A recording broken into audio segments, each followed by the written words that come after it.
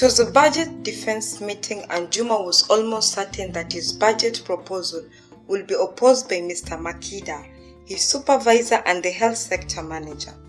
Makida had during one of the sector meetings termed Juma's proposal as ridiculous and immoral, especially in the era of health budget cuts. Juma, the HIV and AIDS technical advisor on key and vulnerable populations, had put up a request for funding for what he called a working group for key populations. Juma's proposed working group will constitute a representation from injectable drug users, men who have sex with men, sex workers, and also members from local organizations that implemented interventions targeting these groups. Juma had described these groups as being most vulnerable to contracting and spread of HIV. This is ridiculous, Mr. Juma. How can you throw a whole 10 million shillings to the addicts, prostitutes and homosexuals when cholera is still ravaging our slums? The two men might work for the same institution and sector, but everyone in the room knew of their mutual suspicions. Makida had distrusted Juma. He, Makida, now 45 years old and proud father of 3, had married at an early age of 24 years. At 27 years, Juma was still single and betrayed no signs of getting married soon, at least not the signs that Makida would identify. Makida was great eloquence and convincing. He had hinted out of running for one elective post in the near future.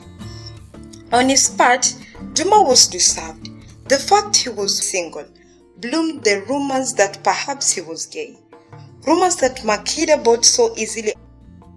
If Juma knew of rumors, he did little to dispel them.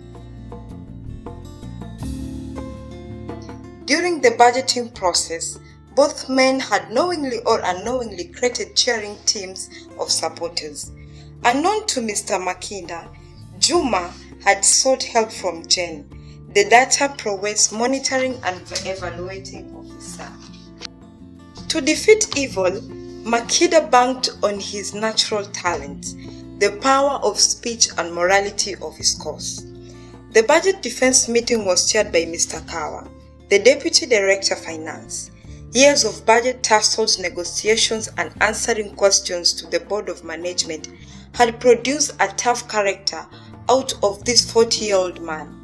He quickly pointed out facts from hearsay logics, from vague statements. In the current duel between two officers from health sector, Kawa could even single out subtle persons' attacks and defenses. The scores associated with Makida and Juma had dragged their fights on for 45 minutes. It was sucking even top members of management when Jen, the soberly considered monitoring and evaluation officer, indicated to weigh in by a raise of her left hand. Yes, Jen, what's your side in this? Everyone please shut up, said Mr. Kawa. Sir, I believe this matter can be decided quickly if we listen to what the data is telling us, began Jen. The room was suddenly attentive. Mr. Makida wiped his face using white handkerchief. Juma shuffled once or twice in his chair. We know that there are pockets of our population whose HIV prevalence is 2 or 3 times higher than national prevalence, right? It was a rhetorical question and it was doing miracles. Our country is still burdened by high HIV new infections, approximated to be over 100,000 people every year. Yet, data says that if we handled these populations better, we can reduce new infections by 30% annually. We know from cultural, religious, and even legal perspective that this population are criminalized. However, she paused.